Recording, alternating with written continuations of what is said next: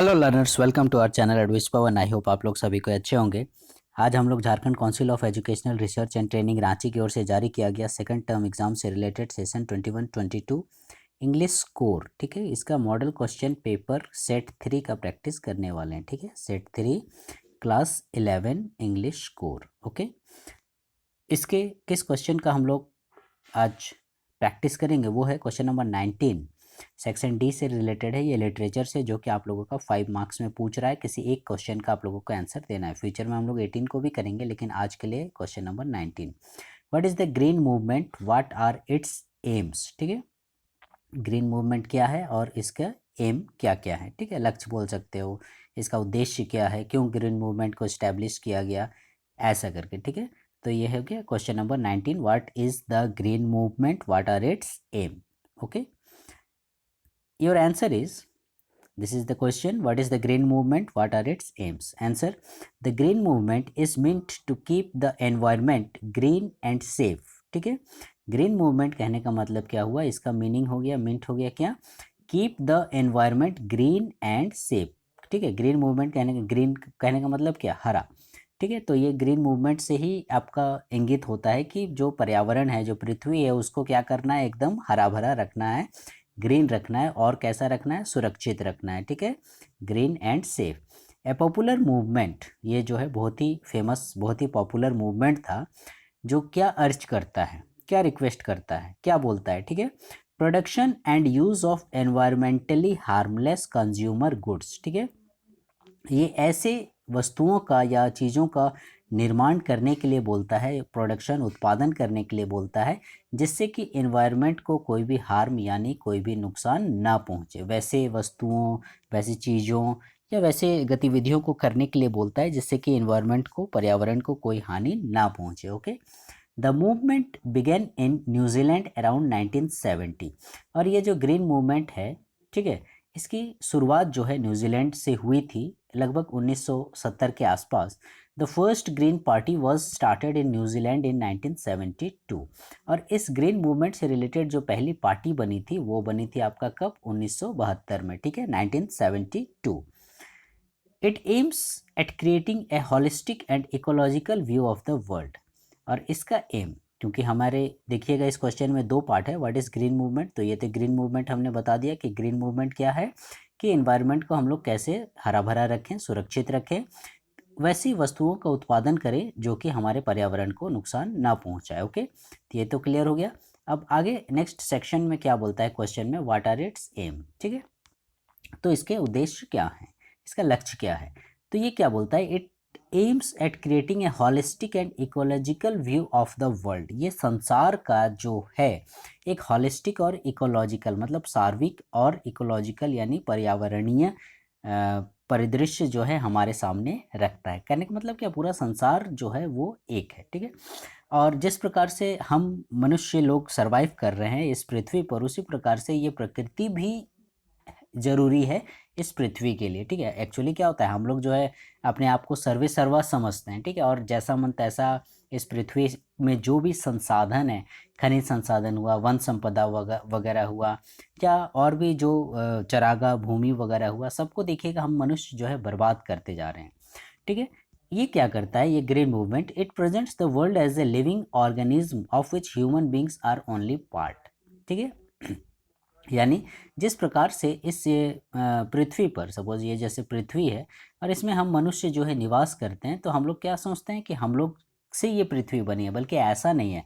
इस पृथ्वी पर बहुत सारे जीव जंतु, प्रकृति और प्रत्येक क्षेत्र का देखिएगा अपना अपना अलग अलग इकोसिस्टम होता है। ठीक है, कहने का मतलब पारिस्थितिकी तंत्र जिसको हम लोग बोलते हैं। प्रत्येक एक क्षेत्र, यदि कोई एक तालाब है उसका भी अपना एक पारिस्थितिकी है, यदि कोई एक वन क्षेत्र है तो उसका भी अपना एक पारिस्थितिकी है, यदि कोई मैदान भूमि है तो जहाँ घास वगैरह है तो उसका भी अपना एक अलग पारिस्थितिकी होता है।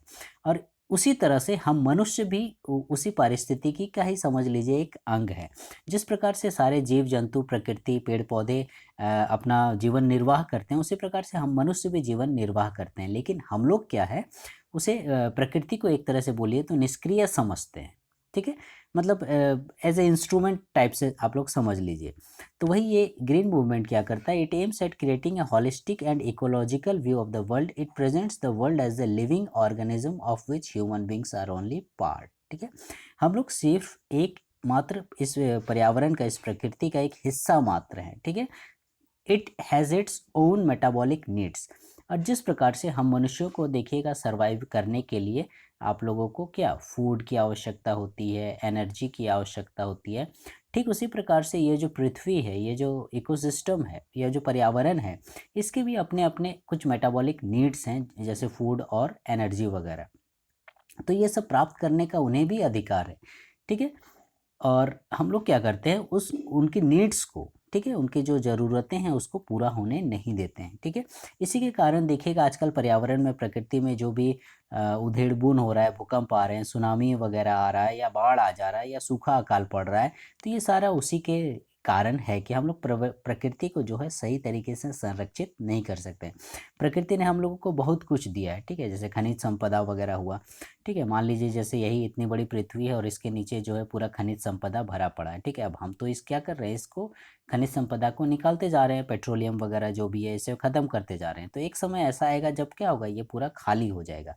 तो सोचिए हमारी आने वाली पीढ़ी जो है उसका क्या हाल होगा, वही बोल रहा है। ठीक है, but today the earth is ailing, आज का डेट का यदि हम लोग बात करें तो पृथ्वी को जो फूड और एनर्जी चाहिए वो नहीं मिल पा रहा है। ठीक है, जिसके चलते हमारे, जैसे हम लोगों को फूड और एनर्जी नहीं मिलेगा तो हम लोग क्या होंगे, बीमार हो जाएंगे। तो एलिंग माने होता है बीमार होना। तो इस अभी देखिएगा हम लोग का अर्थ, पृथ्वी जो है वो बीमार पड़ा हुआ है। ठीक है, आप लोग देखिएगा कितना ग्लोबल वार्मिंग है, कितनी गर्मी है, ग्लेशियर्स वगैरह पिघल रहे हैं।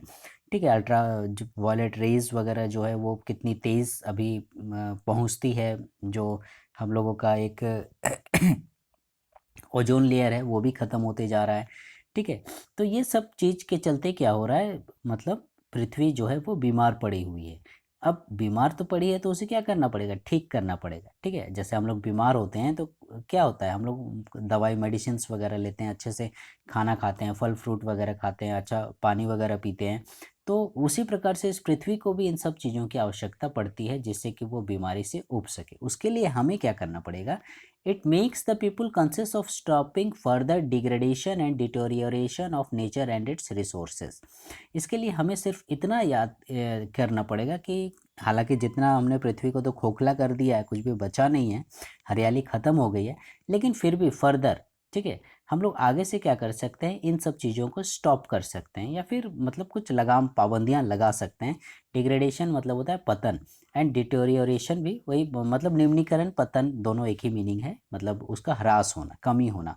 ठीक है, तो क्या चीज़ में हम लोग कमी कर देंगे कि इसके जो नेचर है, ठीक है, और उसके जो संसाधन वगैरह हैं, रिसोर्सेज वगैरह हैं, ठीक है, तो इन सब का कम दोहन करें। ठीक है, सपोज़ मान लीजिए हमें ज़मीन के नीचे कोयला मिला है तो हम एक लिमिट मात्रा में ही कोयला का उपयोग करें, जिससे कि मतलब और ऐसे तरीके अपनाएं कि जिससे कि हम उन सब खनिज संपदाओं को, या जो भी संपत्ति हमें प्रकृति से मिल रही है उसे हम रिन्यू कर सकें। ठीक है, अब ठीक है, प्रकृति ने जो है हमें पेड़ वगैरह दिए हैं, जंगल वगैरह दिए हैं, तो ऐसा तो नहीं बोल रहा है प्रकृति आप इसे यूज़ नहीं करो। ठीक है, यूज़ करो, लेकिन एक पेड़ को देखिएगा बड़ा होने में आपका 20 साल, 30 साल, 40 साल, 50 साल या 100 साल पुराने या उससे भी ज़्यादा पुराने पुराने पेड़ रहते हैं। तो सोचिए इतना समय लगता है, लेकिन हम लोग क्या करते हैं, उसे गिराने में, इस पेड़ को गिराने में 5 मिनट का भी समय नहीं लगता है। तो हमें अब मान लीजिए 10 पेड़ हैं और उन 10 पेड़ों को हमने ख़त्म कर दिया, तो फिर हमारा जो नेक्स्ट जनरेशन आएगा उनके लिए क्या बचेगा, कुछ भी नहीं बचेगा।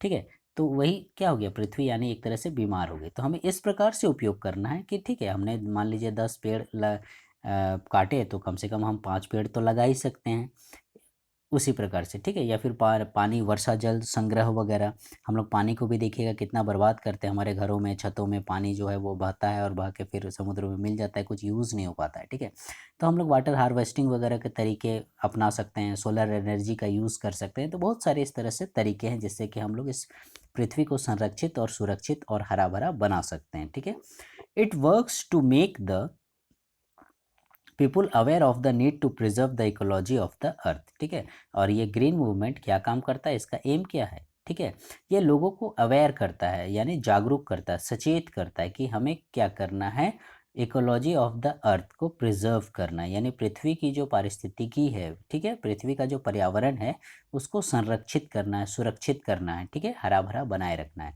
तो यही हो गया हम लोगों का ग्रीन मूवमेंट और उसके एम, ठीक है। इन शॉर्ट ग्रीन मूवमेंट क्या है, तो एक तरह से समझ लीजिए ये पर्यावरण को बचाने और उसे हरा भरा रखने से रिलेटेड एक मूवमेंट था, जो कि न्यूजीलैंड में 1970 में शुरुआत हुई थी, और जो है इसकी एक पार्टी बनी थी जो 1972 में, और इसका मेन उद्देश्य क्या है कि जो हम लोगों का जो पृथ्वी है उसको हम लोग एक लिविंग ऑर्गेनिज्म की तरह समझें, और उसमें जो भी संसाधन वगैरह हैं या जो भी उपभोग की वस्तुएं हैं उनको ख़त्म न करें, ठीक है, बल्कि सोच समझ कर ऐसे उपयोग करें कि फ्यूचर में आने वाली जो पीढ़ियां हैं उनके लिए भी वो उन सब चीज़ों को वे लोग उपयोग कर पाएँ, ठीक है। और ऐसा तभी होगा जब हम लोग सोच समझ कर उन चीज़ों का उपयोग करेंगे। ओके, सो लर्नर्स, आई होप आप लोगों को ये क्वेश्चन क्लियर हो गया होगा, अच्छे से समझ में आ गया होगा। फ्यूचर में हम लोग जो है क्वेश्चन नंबर 18 को भी लेकर आएंगे, ठीक है। फिलहाल आज के लिए इतना ही। What is the green movement, what are its aims, ठीक है। So learners, please wait for the next video and please stay connected with our channel Advice Pawan, and please like, share, subscribe our channel. Thank you.